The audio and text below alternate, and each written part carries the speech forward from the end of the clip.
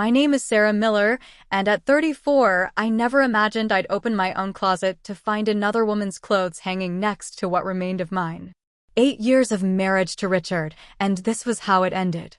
Standing in our bedroom, holding a silky dress that wasn't mine, I felt my world crumbling. Then I remembered something crucial that Richard had forgotten. The deed to our beautiful home was solely in my name. Before I tell you how I turned my husband's betrayal into the greatest lesson of his life, let me know where you're watching from and subscribe if you want more stories about women who refuse to be victims. Before Richard entered my life, I was already building a successful career as a real estate agent specializing in luxury properties in the Boston area. My days were filled with showings of multi-million-dollar homes, networking events, and closing deals that earned me a reputation as someone who could find the perfect property for even the most discerning clients. I loved my independence and the financial security I had created for myself. I met Richard on a crisp autumn evening at a charity auction benefiting a local children's hospital. I was there representing my agency, which had donated a vacation package. Richard caught my attention immediately. Tall with warm brown eyes and an easy smile, he carried himself with confidence, but without arrogance. When our eyes met across the room, I felt that movie moment connection people talk about, but I had never experienced. "That painting you're admiring is actually by a friend of mine," he said, approaching me as I studied a vibrant landscape on display. His voice was deep and pleasant, with just enough charm to be intriguing without setting off warning bells. "Your friend has incredible talent," I replied. "The way they've captured the light on the water is remarkable." From that initial conversation, we fell into an easy rhythm of talking about art, our careers, and our shared love of travel. Richard was a financial advisor with his own practice, intelligent and ambitious in ways that complemented rather than competed with my own drive. By the end of the evening, he had my number, and I had a feeling my life was about to change. Our courtship was a whirlwind of thoughtful dates, long conversations, and a growing sense that we had found something rare. Richard sent flowers to my office after our first date with a note that simply read, "Looking forward to our next conversation." He remembered small details about things I loved, planned adventures based on passing comments I'd made, and seemed genuinely interested in my thoughts and ambitions. 6 months into dating, Richard proposed during a weekend trip to Nantucket, presenting a vintage sapphire ring that showed he had paid attention to my preference for unique jewelry over traditional diamonds. "You're unlike anyone I've ever met," he said, kneeling on the beach at sunset. "I want to build a life with you, support your dreams, and create something beautiful together." I said yes without hesitation, feeling certain I had found my partner in every sense of the word. My grandmother Eleanor, who raised me after my parents died in a car accident when I was 12, was cautiously supportive. A strong, independent woman who had managed her own accounting firm in an era when few women ran businesses, she had taught me the importance of financial independence from a young age. "Love with your heart, Sarah, but protect yourself with your head," she would tell me. "Never put yourself in a position where you can't walk away if you need to." When she met Richard, she warmed to him, but still pulled me aside at our engagement party. "He seems like a good man, but remember what I've taught you. Keep some things in your own name, always." At the time, I thought her caution was simply a relic of her generation, but I would later understand the wisdom in her words. Our wedding was intimate but elegant, held in the garden of a historic inn with just our closest friends and family. Richard's vows brought tears to my eyes as he promised to always be my biggest supporter, to cherish my independence as much as our connection, and to build a life of mutual respect and adventure. The early years of our marriage seemed to fulfill those vows. We worked hard in our careers, supported each other through challenges, and celebrated each success as a team. Richard would bring champagne when I closed a particularly difficult sale, and I would plan special dinners when his investment strategies paid off for clients. We traveled whenever our schedules allowed, collecting memories in places from Iceland to Thailand. When my grandmother passed away 2 years into our marriage, Richard was my rock. He held me through nights of grief, handled funeral arrangements when I couldn't focus, and sat patiently as I sorted through decades of her belongings, each item triggering memories and fresh waves of loss. What I hadn't expected was the substantial inheritance she left me. Beyond her savings and investments, she had set aside enough money specifically for me to purchase a home outright. The letter accompanying her will read, "Buy a home that brings you joy, Sarah, and put it in your name alone. Not because you don't trust, but because you should always have a place that is truly yours." I shared the letter with Richard, feeling awkward about the "your name alone" stipulation. To my relief, he was completely understanding. "Your grandmother was looking out for you, and I respect that," he said. "You should honor her wishes. It doesn't change that we'll share our home and our lives." With Richard's encouragement, I began searching for our dream home, eventually finding a stunning colonial in a quiet, tree-lined neighborhood just outside the city. For bedrooms, a gourmet kitchen, a backyard perfect for entertaining, and an office space for each of us. When I hesitated at the price, even with my inheritance, Richard was the one who pushed me to make the offer. "This is the house where we'll build our life together," he said. "The home where we'll raise our children someday. It's worth every penny." Following my grandmother's wishes, I purchased the house entirely in my name. Richard signed documents acknowledging this arrangement, seemingly without a second thought. "Your house, my house, it's our home," he said when we toasted with champagne on our first night there. For the next 5 years, that house was indeed our happy home. We hosted dinner parties where Richard charmed our guests while I served family recipes passed down from my grandmother. We spent weekends renovating, painting, and making the space truly ours. Richard never once mentioned or seemed bothered by the fact that legally, the house was mine alone. Looking back, I can see where things began to shift, though the changes were so gradual I barely noticed them. Richard started working later, claiming big clients needed evening meetings. He became increasingly protective of his phone, changing passwords and turning it face down when I entered the room. But each time a worry would creep in, he would do something thoughtful or loving that would erase my concerns. I believed we were still the same team, still building the life we had promised each other. I was wrong. The real changes began when my career took an unexpected turn upward. A wealthy international client had been referred to me, impressed by a property I had helped a business associate purchase. This client was looking to invest in multiple luxury properties across New England and wanted me as their exclusive agent. It was the opportunity of a lifetime, a chance to elevate my career to a level I had only dreamed of reaching. "This is amazing, Sarah," Richard said when I first told him about the opportunity, his smile not quite reaching his eyes. "Though I guess this means you'll be traveling more." "For a while, yes," I admitted. "But think of what this could mean for us. For our future." He nodded, kissed me on the forehead, and said all the right things. But something in his tone had shifted. It was subtle, a note of dismissal I hadn't heard from him before. As the months passed and my work increasingly took me to different properties along the coast, Richard's attitude toward my success became less subtle. Comments slipped into our conversations, small at first, but growing more pointed. "Another dinner alone, I guess," he would say when I mentioned a late showing. "Must be nice to be too important for family time now," when I had to reschedule a weekend we had planned. I tried to include him, inviting him to join me on trips when possible, calling every night when I was away, bringing home thoughtful gifts from the places I visited. But the distance between us seemed to grow regardless of my efforts. One evening, while Richard was in the shower, his phone buzzed repeatedly on the kitchen counter.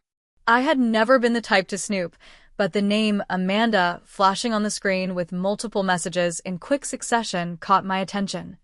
I hesitated, then picked up the phone. The screen showed notifications but not the content of the messages. When I tried to open them, I found his phone was locked with a new passcode. When Richard came downstairs, I asked casually, "Who's Amanda?" "She seems eager to reach you." Richard froze for just a second before his expression smoothed out. New client. Bit anxious about market volatility. I'll need to call her back after dinner. The explanation made sense. As a financial advisor, Richard often dealt with nervous clients. But something about the momentary panic in his eyes stuck with me. 2 weeks later, my friend Jenna called me. Sarah, I don't want to alarm you, but I just saw Richard at Carlino's restaurant with a woman, and they seemed close.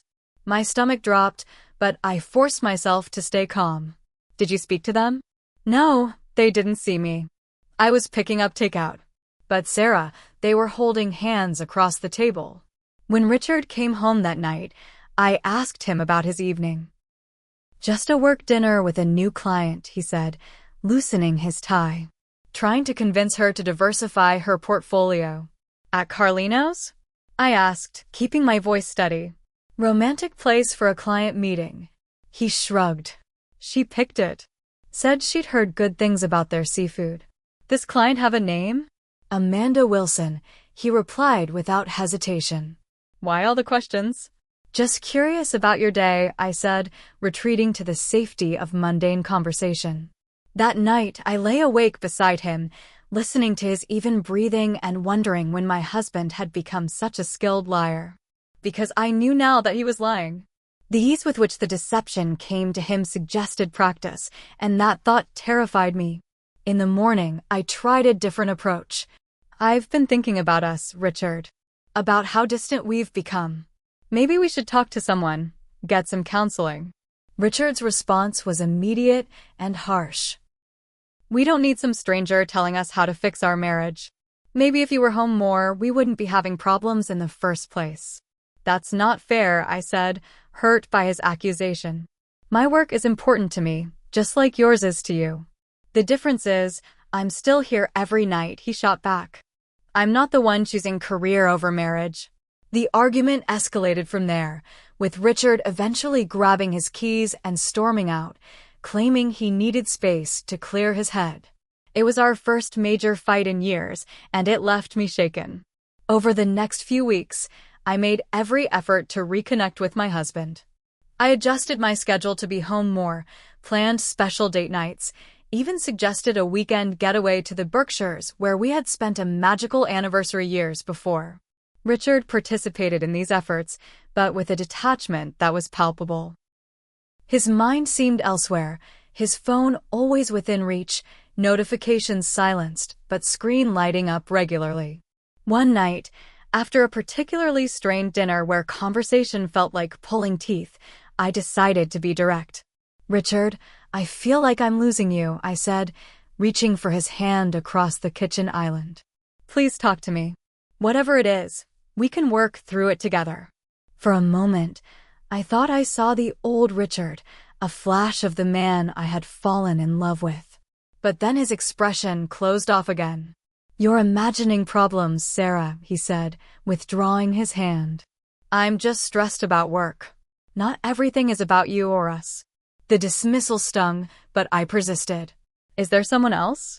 Richard's laugh was cold. Really? That's where your mind goes? This is exactly what I mean. You're creating drama because you're guilty about neglecting our marriage for your career.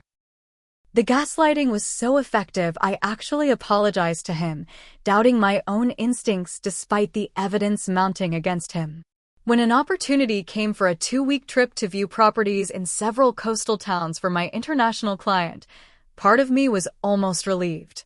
Space to think clearly, away from Richard's manipulations, seemed necessary.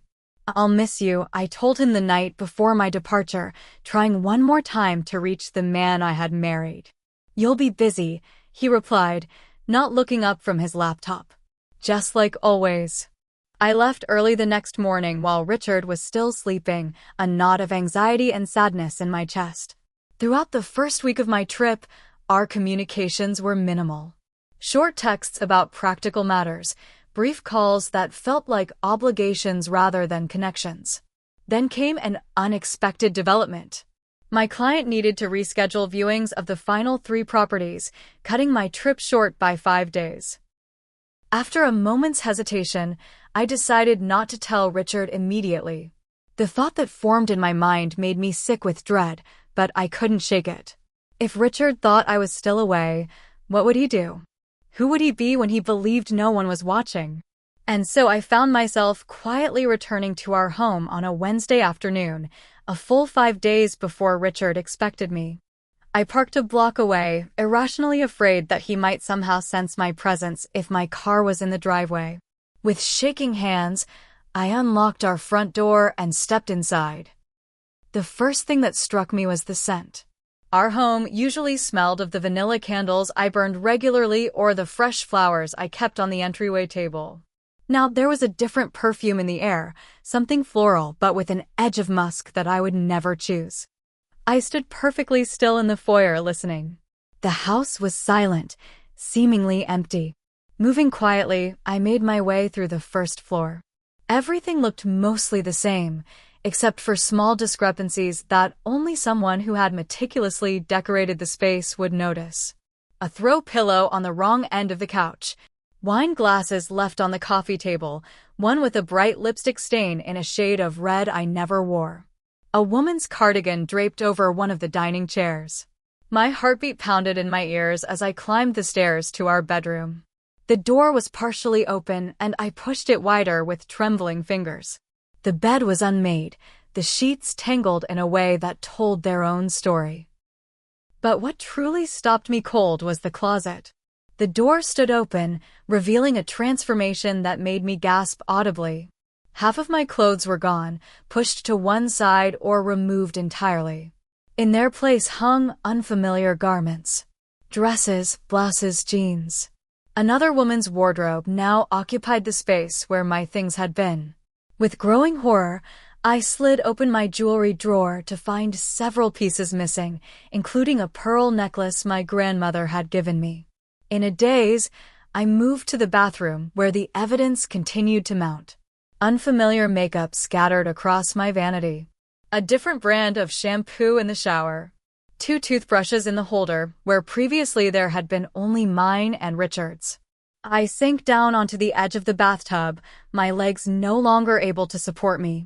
This wasn't just an affair. Richard had moved another woman into our home. Into my house. As if summoned by the thought, our shared tablet chimed with a notification on the nightstand. I picked it up, not even thinking twice about the invasion of privacy. Richard and I had always known each other's passcodes, a transparency that now seemed like a cruel joke. The tablet opened to his photo stream, and what I saw drained the last bit of color from my face. Richard and a woman I didn't recognize, smiling broadly at the camera. In our home. In our bed. Photos of them cooking together in my kitchen, drinking wine in the backyard I had landscaped, even one of them dancing in the living room. The timestamps showed dozens of images over the past 3 months, increasing in frequency during my longer work trips. I scrolled through image after image, each one a fresh knife to my heart. The woman was younger than me, maybe late 20s, with long auburn hair and a smile that looked genuine and carefree. In many of the photos, she wore my missing pearl necklace. As I sat frozen with the tablet in my hands, I heard voices coming up the front walk. Panic jolted me into movement. I wasn't prepared for a confrontation, not yet, not like this. I hurried into the guest bedroom closet, pulling the door nearly closed but leaving just enough space to see and hear. The front door opened, and Richard's voice drifted up the stairs. We should just get rid of the rest of her stuff. She's hardly ever here anyway, and when she does come home, she can stay in the guest room if she has to. A female voice responded, light and teasing. Are you sure? That seems pretty cold, even for you. Amanda, we've talked about this, Richard said, his tone shifting to one I recognized from our own serious discussions. Sarah and I are over. She knows it, I know it. We're just going through the motions until I figure out the best way to end things officially. And the house? Amanda asked. You promised we wouldn't have to move. Their voices grew louder as they climbed the stairs, and I pressed myself further into the closet. The house is as much mine as hers, Richard replied confidently. I've been paying the mortgage for years. Don't worry about that. I had to stifle a bitter laugh. There was no mortgage. I had purchased our home outright with my inheritance, a fact Richard apparently found inconvenient to remember or share with his new girlfriend. They passed the guest room and entered the master bedroom. I couldn't see them anymore, but their voices carried clearly. "Did you leave this tablet on?" Richard asked, a note of concern in his voice. "No, I don't think so," Amanda replied. "Why?" A pause. "Nothing. Probably just didn't shut down properly." Their conversation continued, mundane domestic discussions about dinner plans and whether to repaint the dining room. The casual intimacy of it, in my home, was almost more painful than the photos had been. I waited, scarcely breathing, until I heard them go back downstairs. Then, moving as quietly as possible, I slipped out of the closet and down the back staircase that led to the kitchen. I could hear them in the living room, music now playing to cover their conversation. I needed to leave before I was discovered, but something made me pause by the kitchen island. There, spread out, were brochures for furniture stores and paint samples. A notebook lay open with a list titled "Changes for the House" in unfamiliar handwriting. They were planning to remake my home entirely. The sound of footsteps approaching sent me quickly out the back door. I made it to my car without being seen, my entire body shaking with a combination of shock, grief, and rage. I drove to a hotel in a neighboring town, checked in mechanically, and finally allowed myself to fall apart. The tears came in violent waves, sobs that felt ripped from the deepest part of me. I cried for the marriage I thought I had, for the years I had invested in a man who could betray me so completely, for the home that had been invaded in my absence. When I had no tears left, I lay on the hotel bed staring at the ceiling, my mind replaying Richard's words. "Sarah and I are over." As if he had any right to make that decision unilaterally. As if my feelings, my investment in our relationship, meant nothing. Then I remembered his confident assertion about the house. "The house is as much mine as hers." The familiar feeling of devastation was joined by something new. A slow-burning anger that started in my chest and spread through my limbs, bringing with it an unexpected clarity. Richard had forgotten something critical. The house was not as much his at all. The house was mine. Entirely, legally mine. I reached for my phone and dialed Richard's number. It was time for a confrontation. He answered on the third ring, his voice cautious. "Sarah? I thought you were still in Maine." "Plans changed," I replied, surprised by the steadiness of my own voice. "I came home early." A pause. "You're home?" "Now." I was. "I saw everything, Richard. Your girlfriend. Her clothes in my closet. The photos on our tablet." Another pause, longer this time. Then, a sigh. "I'm sorry you found out this way. I was going to tell you when you got back." "Tell me what exactly?" I asked, my controlled tone belying the turmoil inside me. "That you moved another woman into my house?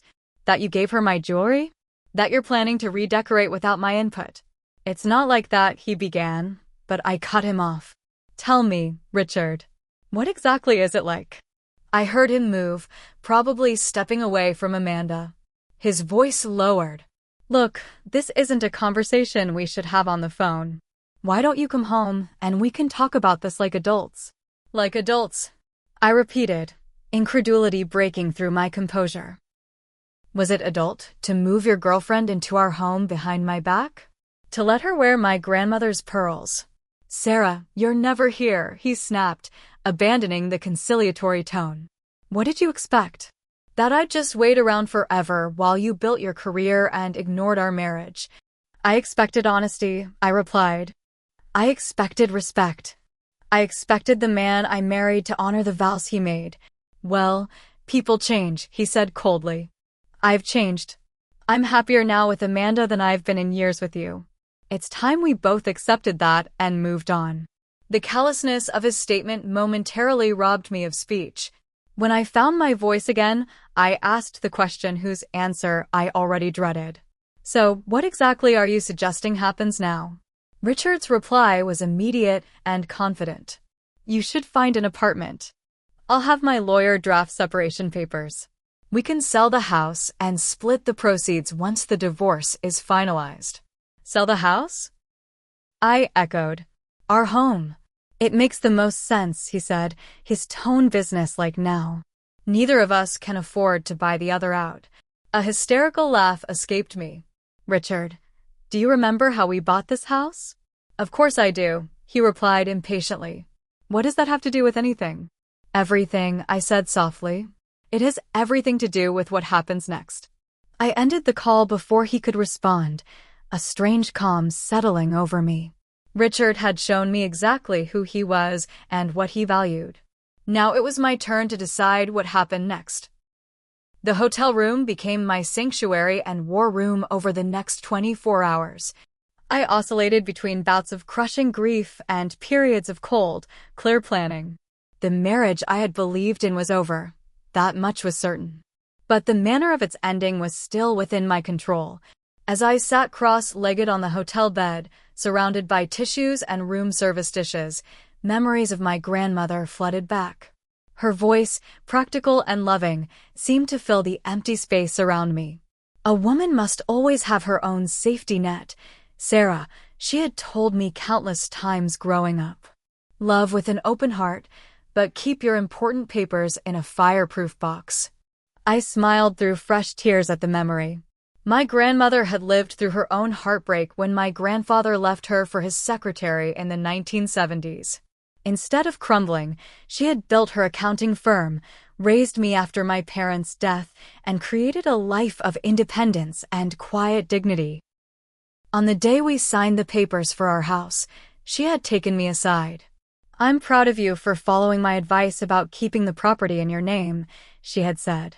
Not because Richard isn't a good man, but because a home should be your sanctuary, no matter what happens in life. Now her foresight had given me options that many women in my position wouldn't have. I reached for my phone and called my friend Jessica, who happened to be a family law attorney. Jess, I need your help, I said when she answered. And your discretion. Of course, she replied immediately. What's going on? I told her everything, my voice breaking only occasionally as I detailed Richard's betrayal and my discovery. That absolute bastard, Jessica said when I finished. I'm so sorry, Sarah. I need to know where I stand legally, I said. The house is in my name only. I used my inheritance for the down payment, and there's no mortgage. But Richard seems to think he has some claim to it. He doesn't, Jessica said firmly. Not if what you're telling me is accurate. Massachusetts is not a community property state. Assets acquired by inheritance and kept separate remain separate, even in marriage. If the deed is solely in your name, and you can document that you purchased it with inherited funds, the house is yours. What about improvements? Richard paid for some renovations over the years. He might try to claim a small interest based on that, but it would be minimal compared to the property value. And given the circumstances of his infidelity and moving someone else in without your consent, a judge is unlikely to be sympathetic. The confirmation of what I had suspected sent a surge of something like power through me. My house was truly mine. Richard had no legal claim to it. What are my options? I asked. Well, you could file for divorce and temporary occupancy of the home, which you'd almost certainly get given the circumstances. Or what? Jessica hesitated. Or, since you're the legal owner, you could simply reclaim your property, change the locks, remove the girlfriend's belongings. It's your house, Sarah. Can I legally do that? Even though we're married, he has no lease, no legal right to occupy property that isn't his. You'd need to follow proper procedures for his belongings, but yes, you can take back your house. The seed of a plan began to form in my mind. What would those proper procedures be?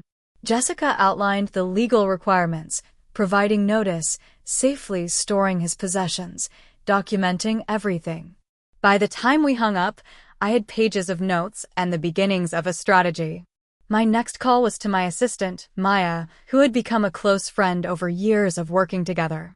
I need you to find out if Richard has any trips planned in the next few weeks, I explained after giving her a condensed version of events.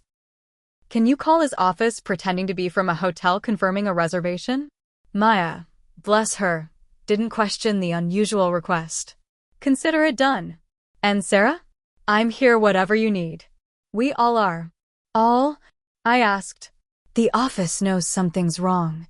You've never checked into a hotel instead of going home before. Just say the word, and you'll have an army of support.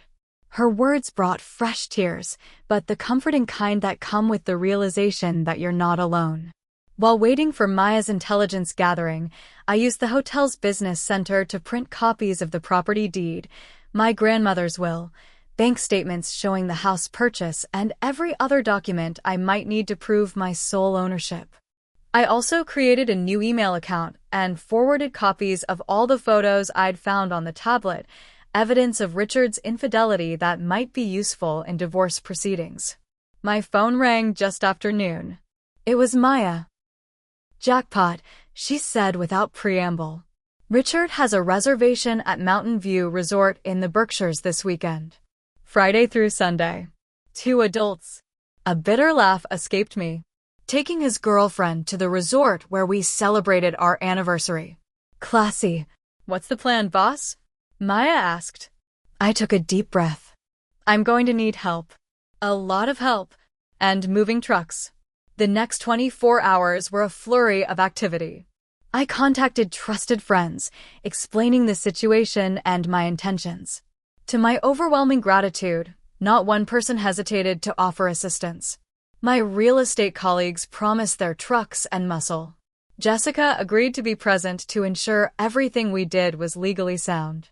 Even my normally reserved assistant Maya declared she would personally pack up the homewrecker's cheap makeup. I made appointments with locksmiths, security companies, and a storage facility. I ordered new bedding, towels, and other items to replace those that had been contaminated by Richard and Amanda's presence. Checking social media confirmed what Maya had discovered. Richard had posted a vague status about looking forward to a weekend getaway, and Amanda had shared a photo of a half-packed suitcase with the caption, "Weekend adventure with my love." The casual flaunting of their relationship, presumably while Richard still considered himself married to me, solidified my resolve. Throughout these preparations, Richard called several times. I let each call go to voicemail, not yet ready for another conversation. His messages oscillated between concern, irritation, and, finally, demands to know where I was and when I would come home so we can sort this out like adults. Like adults. The phrase he kept using grated on me, as if his behavior had been remotely adult. As if moving a girlfriend into our marital home behind my back was the height of maturity. On Thursday evening, I finally responded with a text. I need some time to process everything. We'll talk next week. His reply came quickly. That's probably for the best. I'll be away this weekend anyway. We can meet Monday to discuss arrangements. The casual way he referenced his romantic weekend with Amanda while suggesting we meet to discuss the end of our marriage sent a fresh wave of pain through me. But I pushed it aside. Monday would bring a very different conversation than the one Richard was expecting. As Friday morning dawned, I checked into a different hotel, this one closer to our home. I watched from the window as Richard loaded bags into his car around 9 a.m., Amanda beside him looking excited and carefree. They drove away, and I felt a momentary pang at the sight of them, so obviously happy together while my world had shattered. But that feeling was quickly replaced by determination. Richard had made his choices. Now I would make mine. I texted the group of friends who had agreed to help. They're gone. Operation Take Back begins at noon. At exactly noon, I parked in the driveway of my own home for the first time in days.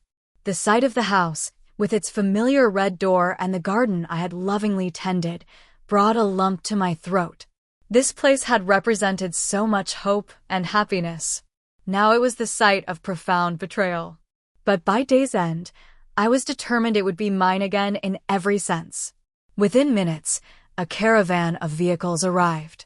2 moving trucks, Jessica's sleek BMW, Maya's compact car, and several other vehicles containing friends and colleagues who had rallied to my cause. The sight of their determined faces as they exited their cars brought tears to my eyes. "Let's do this," said Jessica, giving my shoulder a squeeze as she joined me on the front walk. "Everything by the book, just like we discussed." I nodded and unlocked the front door, leading the small army into my home. For a moment, everyone stood silent in the foyer, perhaps sensing the gravity of what we were about to do. Then Maya clapped her hands briskly. "All right, people, we've got work to do. Team Alpha, you're on Amanda's belongings. Team Beta, Richard's stuff. Team Support, you're helping Sarah reclaim this space. Let's move." The house erupted into coordinated activity. In the master bedroom, Maya and 2 other women carefully removed Amanda's clothing from my closet, folding each item neatly into boxes labeled with her name. Every personal item was photographed before being packed, creating a detailed inventory that Jessica insisted would protect me legally. "She has good taste," commented one friend, holding up a designer dress. "Terrible morals, but good taste. Pack it carefully," I instructed. "Whatever she's done, we're going to be better than that." In another room, friends were boxing Richard's possessions. Suits, shoes, watches, books, sports equipment. 8 years of marriage reduced to cardboard containers stacked in the hallway. I felt oddly detached watching his life with me being systematically removed from our home. Our home. My home. My real estate colleague Mark found me staring at Richard's favorite chair being carried out to the truck. "You okay?" he asked gently. I nodded. "It's just strange. That chair. I gave it to him for his birthday 3 years ago. He said it was perfect for reading on Sunday mornings." Mark squeezed my shoulder. "This part is the hardest. But remember why we're here. Remember what he did." As if to underscore his point, at that exact moment, someone called from upstairs. "Sarah, you should see this." I climbed the stairs to find Maya holding a small velvet jewelry box I didn't recognize. "Found this in Amanda's things," she said, opening it to reveal a sparkling diamond necklace. "There's a receipt. He bought it last month." I stared at the expensive piece, my mind flashing to our last anniversary when Richard had claimed business was slow and suggested we skip gifts. Meanwhile, he had been buying diamonds for his girlfriend. "Pack it with her things," I said quietly. "It's hers." By mid-afternoon, all of Amanda's belongings had been carefully packed and loaded into one of the moving trucks. Jessica had arranged for them to be taken to a climate-controlled storage facility, with the first month's rent prepaid. She had also drafted a formal letter informing Amanda where her possessions could be retrieved and the legal basis for their removal from my property. Richard's things took longer. Years of accumulated possessions filled the second truck completely. These would be delivered to a small apartment I had leased in his name for 1 month, giving him time to figure out his next steps. The apartment was nothing special, just a 1-bedroom in a decent area, but it was clean and furnished. More consideration than he had shown me.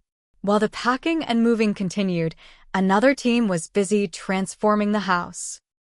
New locks were installed on every exterior door. A security company arrived to set up cameras at key entry points, with notifications that would come directly to my phone. Window locks were checked and reinforced. In the master bedroom, friends stripped the bed, removing every trace of the linens Richard and Amanda had shared. New sheets, new comforter, new pillows. In the bathroom, all their toiletries were packed away, replaced with my favorite products. I walked through the kitchen, running my hand along the counter where I had found their renovation plans. The brochures and paint samples were gone now, packed with Amanda's things. In their place, a bouquet of fresh flowers from my assistant. "The security system is all set up," announced the technician, handing me a new set of electronic fobs. "No one's getting in here without these or your specific permission through the app." "Thank you," I said, feeling a surge of gratitude for these practical strangers who were helping me reclaim my space. By late afternoon, Both trucks were fully loaded and on their way to their respective destinations. The locksmith had completed his work, providing me with new keys that would render Richard's useless. Friends were putting final touches on the house, erasing every sign of Amanda's presence and many traces of Richard's as well. Jessica pulled me aside in the living room, now rearranged to my preference rather than the layout Richard and Amanda had created. "I've prepared all the legal notices," she said, showing me a folder of documents. Notice of property reclamation, explanation of where belongings can be found, terms of the temporary apartment lease, and a formal request that Richard contact my office rather than you directly regarding these matters. "What about when he comes here?" I asked, the confrontation still looming in my mind. "These have been delivered to both the apartment and Richard's office," she assured me. "The security cameras will document any attempts to enter without permission. If he creates a disturbance, you have every right to call the police. This is your property, Sarah. You've followed every legal requirement in removing his things." I nodded, trying to absorb the reality of the situation. In just a few hours, we had completely transformed my home and set the stage for the next chapter of my life. A chapter without Richard. As evening approached, my friends gathered in the kitchen for a toast before departing. Maya had picked up champagne and everyone raised a glass. "To Sarah," said Jessica, who reminded us all that sometimes the best revenge is simply enforcing your legal rights. Laughter rippled through the group, a welcome release of tension after the emotionally charged day. "And to all of you," I added, my voice thick with emotion. "I couldn't have done this without you." Thank you doesn't seem adequate, but it's all I have right now. One by one, my support team departed with hugs and promises to check in soon. Finally, only Maya remained. "You don't have to stay alone tonight," she offered. "My couch is always available." I shook my head. I need to do this. Sleep in my own bed, in my own house. Reclaim it completely. She nodded in understanding. "Call me anytime." "I mean that. Middle of the night, whenever." After Maya left, I stood in the silent house, feeling both strange and familiar. I walked from room to room, touching furniture, adjusting picture frames, reacquainting myself with my space now that it was truly mine again. In the master bathroom, I ran a deep bath, adding the lavender oil I loved but Richard had always complained about.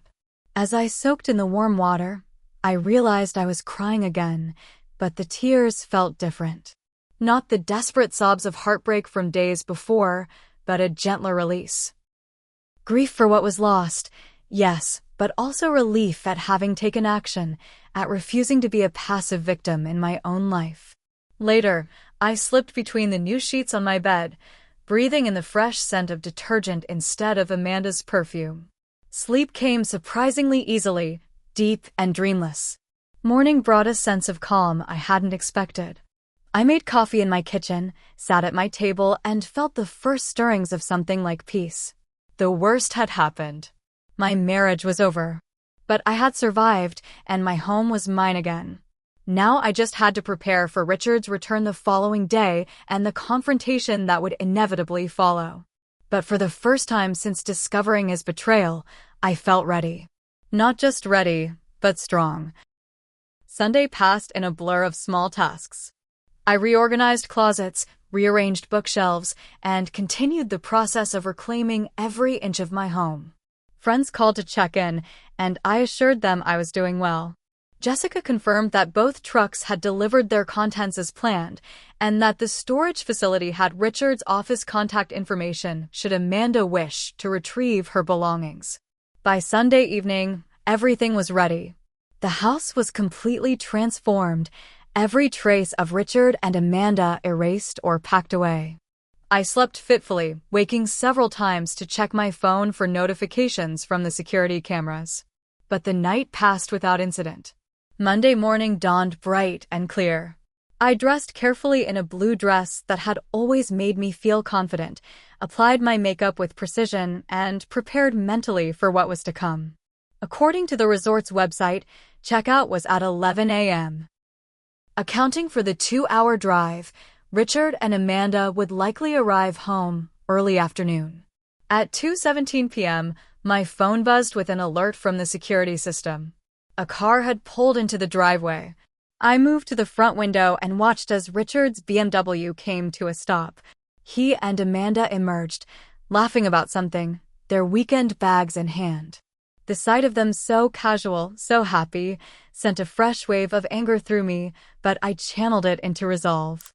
They approached the front door, and I watched on my phone screen as Richard inserted his key into the new lock. Confusion crossed his face when it didn't turn. He tried again, jiggling the key with increasing frustration. "What's wrong?" Amanda asked, her voice picked up by the doorbell camera. "He's not working," Richard muttered. He reached for his phone. "Let me call Sarah, see what's going on." My phone rang moments later. I let it go to voicemail, watching through the window as Richard's expression darkened. He tried the key again, then knocked firmly on the door. When there was no response, he moved to peer through the front window, but the new curtains I had installed blocked his view. Richard returned to the door and pressed the doorbell. I took a deep breath and moved to answer it, not opening the door but speaking through the new intercom system. "Yes," I said, my voice steady. Richards had jerked up in surprise. "Sarah? Open the door. My key isn't working." "That's because the locks have been changed," I replied calmly. "What? Why would you change the locks?" His confusion seemed genuine, as if the concept of consequences had never occurred to him. "Because this is my house, Richard. And I don't want you in it anymore." Amanda moved into view of the doorbell camera, her face a mask of indignation. "What is she talking about, Rich? This is our home." The R sent a surge of fresh anger through me, but I maintained my composure. "No, Amanda, it isn't," I said clearly. "This house is solely in my name. I purchased it with my inheritance before Richard and I were married. He has no legal claim to it whatsoever." Richard's expression shifted from confusion to alarm. "Sarah, don't be ridiculous. Open the door so we can talk about this like adults." "I'm being perfectly adult," I replied. "Your belongings have been moved to an apartment at 1420 Maple Street. The lease is paid for 1 month. Amanda's things are in storage at Secure Space Storage on 5th Street. The facility has the details." "You went through our things?" Amanda gasped, outrage in her voice. "I went through the items that were illegally placed in my home without my knowledge or consent," I corrected. "Everything was carefully packed, photographed, and inventoried by witnesses. You'll find it all in perfect condition." Richard's face had flushed deep red. "You can't do this. This is my house too. I've lived here for years." "As my guest," I said. "The deed is in my name alone. You signed acknowledgement of that when we purchased it. Your attorney can contact Jessica Miller at her office if you need clarification on the legal situation." "This is insane," he sputtered. "I'm calling the police." "Feel free," I replied, surprising myself with how calm I remained. "The property deed is on file with the county. They'll confirm what I'm telling you." As if on cue, a police car pulled up behind Richard's BMW. Jessica had suggested having an officer on standby, anticipating this exact scenario. The officer approached, looking between Richard and the doorbell camera. "Is there a problem here?" he asked. Richard turned to him eagerly. "Yes, my wife has locked me out of our home and is refusing to let me in." "Officer," I said through the intercom, "this property is solely in my name. I have asked this man to leave my property. He has been provided alternative accommodation and access to all his belongings. Do you have documentation of ownership?" The officer asked. "I do," I replied. "I can provide it immediately." "This is ridiculous." Richard exploded.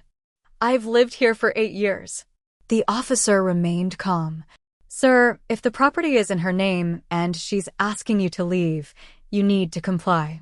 You can resolve property disputes through proper legal channels." "But she's my wife," Richard protested. "That doesn't automatically give you ownership rights to separately held property," the officer explained patiently. "If you continue to refuse to leave, You could be charged with trespassing. Amanda tugged at Richard's arm, looking increasingly uncomfortable. Rich, let's just go. This is embarrassing. Richard shook her off. No, this is my house.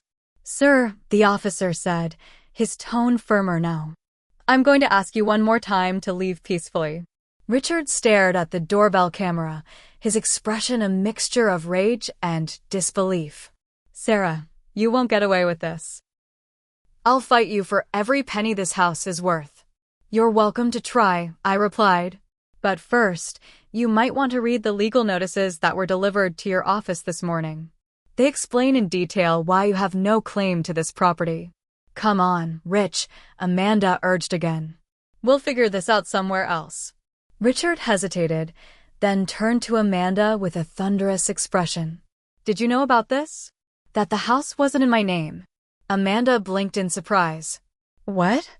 No, you told me we owned it together. He lied, I said simply. The deed has only ever been in my name. I bought it with my inheritance from my grandmother. Amanda's eyes widened, and she took a step back from Richard. You said we were going to renovate. That we had every right to make it our own. We do, Richard insisted, but there was a note of panic in his voice now. Sarah's just being vindictive. She can't do this. Actually, I can, I said. And I have. Officer, they were just leaving. The policeman looked at Richard expectantly. After a long, tense moment, Richard grabbed his weekend bag and stormed toward his car. Amanda followed more slowly, casting a confused glance back at the house. As they pulled away, I exhaled a breath I hadn't realized I was holding. The officer remained a moment longer. Ma'am, are you sure you'll be all right? He asked through the intercom. Yes, thank you, I replied. I have friends coming over shortly, and the security system is fully functional. He nodded. Call if you need anything else.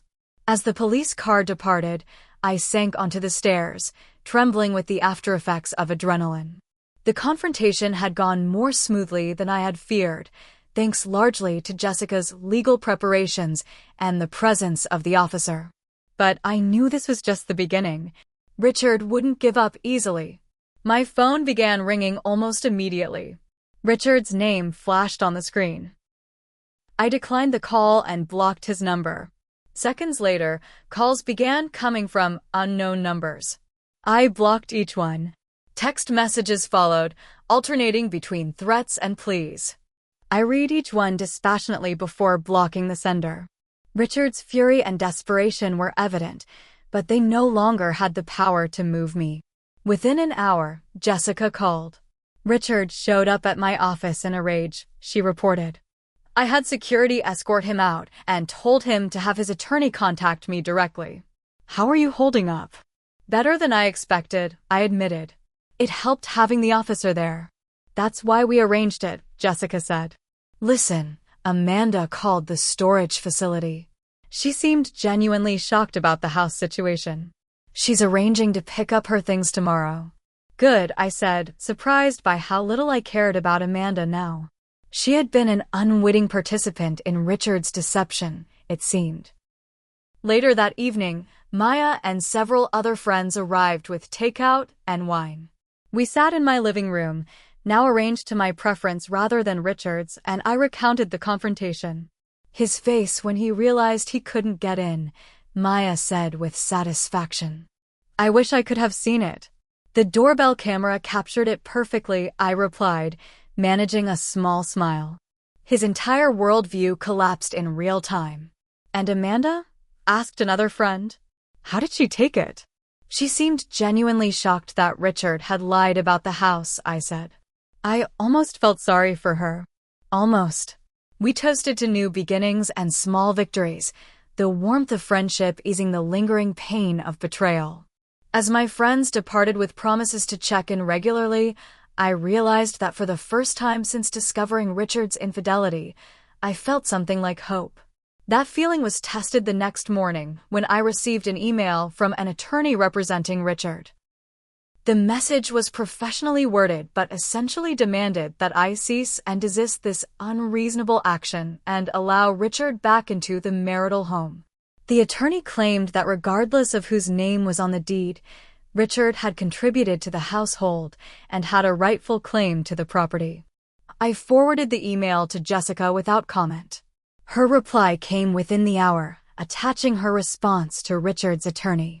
It was a masterpiece of legal precision, outlining exactly why Richard had no claim to the property under Massachusetts law, citing relevant cases, and detailing the documented evidence of his infidelity and unauthorized moving of another person into the home. Over the next few days, Richard made several more attempts to contact me through various channels.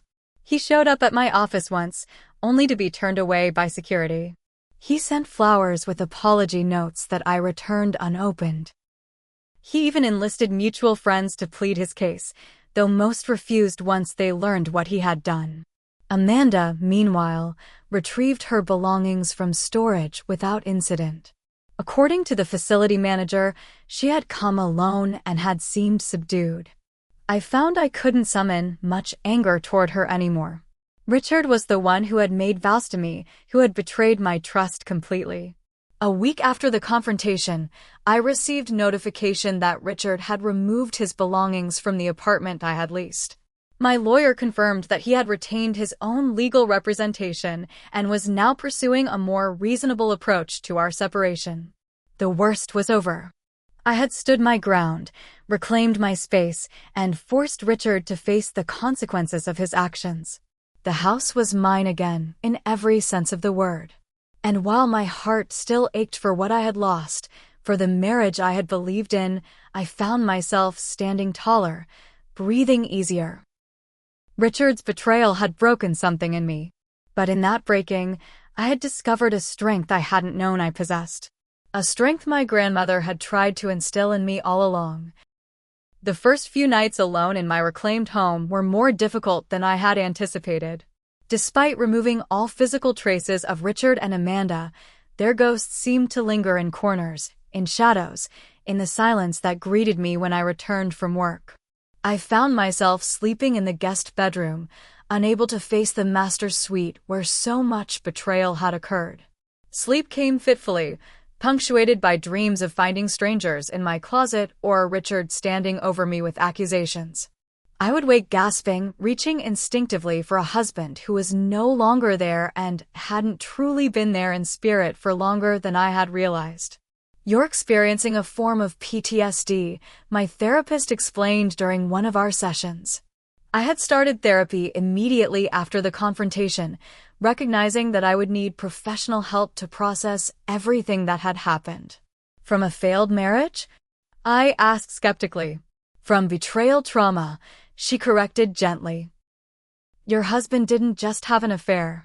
He moved another woman into your home, gave her your things, planned to displace you entirely from a space that was rightfully yours. That's a profound violation of trust and security. Put that way, my sleepless nights and lingering anxiety made more sense. My home, which should have been my safest space, had been invaded. The person I had trusted most had orchestrated that invasion. Of course, I felt unsafe, unsettled. Healing came in small steps. The first night I slept in my own bed again, after replacing the mattress and repainting the walls. The first dinner party I hosted for friends in my dining room, filling the space with laughter and new memories. The first time I realized I had gone a full day without thinking about Richard or what he had done. Work became a sanctuary rather than an escape.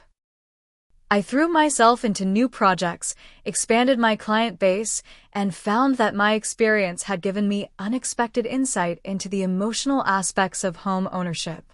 A house isn't just an investment, I told a newly divorced client who was buying her first solo property. It's a sanctuary. A place that's truly yours. My friends remained steadfast supports throughout this period. Maya checked in daily at first, then gradually less frequently as she saw me growing stronger.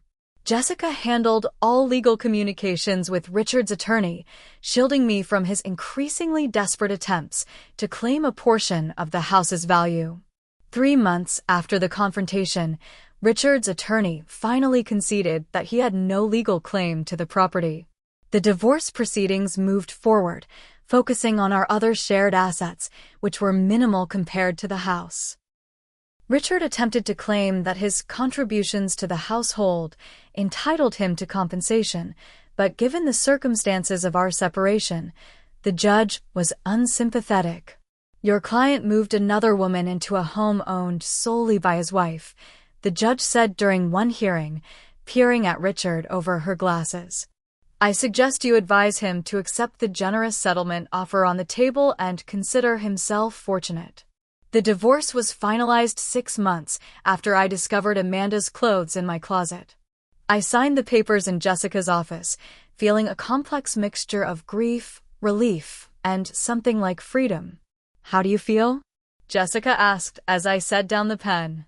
"Like I'm closing a book I once loved," I replied honestly. "The ending was terrible, but I'm grateful I got to write the final chapter my way." Richard made one last attempt to contact me directly after the divorce was finalized. He appeared at my office, somehow talking his way past reception.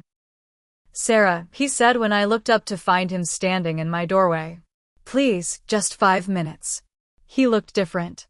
Thinner, older somehow, with shadows under his eyes that spoke of sleepless nights. For a moment, I felt a flicker of the connection we had once shared. But only for a moment. "You have 2 minutes," I said, glancing at my watch. "Then I'm calling security." Richard stepped inside, closing the door behind him. "I made a terrible mistake," he began. "The biggest mistake of my life. Losing you, our marriage, our home. I've been lost without you." "Where's Amanda?" I asked, genuinely curious. A shadow crossed his face. "She left. After everything came out about the house, about how I'd lied to her, she said she couldn't trust me." I nodded, unsurprised. "So now you're alone and regretting your choices." "That's not the same as actually being sorry, Richard." "But I am sorry," he insisted, taking a step toward my desk. "More sorry than you can imagine." I threw away everything good in my life for what? A fling that meant nothing in the end. "Your time's almost up," I said, unmoved by his performance. "Is there a point to this visit?" Richard's shoulders slumped. "I just wanted to ask, is there any chance at all, that someday you might forgive me? That we might try again?" I studied the man I had once loved with all my heart, the man I had planned to grow old with. I searched for any lingering feelings beyond the dull ache of an old wound. There were none. "No, Richard," I said simply. "There isn't. What you did wasn't just a mistake or a momentary lapse in judgment. It was a sustained campaign of lies and betrayal. You didn't just cheat on me. You tried to erase me, to replace me in my own home. Some things can't be undone." "I understand," he said quietly, though his expression suggested he didn't. "Not really." "I'll go." "But Sarah? I really did love you in my way." "Your way wasn't enough," I replied. "And I deserve better. Goodbye, Richard." As he left, I felt no triumph, no satisfaction in his obvious misery. Just a calm certainty that I had made the right decision in ending our marriage completely. Life continued to evolve in the following months. I redecorated the entire house, erasing the last traces of the life Richard and I had shared. I traveled more, both for work and pleasure, discovering a joy in solo adventures I had never anticipated. I reconnected with old friends and made new ones, expanding my world beyond the comfortable bubble of married life. My grandmother's wisdom remained a guiding light throughout this journey. I often found myself in one room of my home or another, feeling her presence, hearing her practical advice in my mind. "She would be proud of you," my aunt said when she visited a year after the divorce. "The way you handled everything, the way you've rebuilt your life. Eleanor always said you had her spirit." I wish she could have seen it, I admitted. She tried to prepare me, with the house, with all her advice about independence. I just never thought I'd need those lessons so literally. "She knew life has a way of testing us," my aunt replied. "And she knew you'd pass the test when it came." The greatest surprise in my healing journey was discovering how much stronger I had become. Not despite the betrayal, but because of how I had responded to it. I had faced the worst and found within myself the resources to not just survive, but to reclaim my power and rebuild. 2 years after signing the divorce papers, I found myself tentatively opening to the possibility of love again. Not actively seeking it, but no longer flinching from the idea. A client's brother asked me to dinner, and I surprised myself by saying yes. The relationship didn't last, but it taught me that my heart wasn't permanently closed. On the 3rd anniversary of what I now thought of as the reclamation, I hosted a dinner party for the friends who had helped me through the darkest days. Maya, Jessica, and others gathered in my dining room, which now featured a table I had chosen myself and chairs that had never held Richard or Amanda.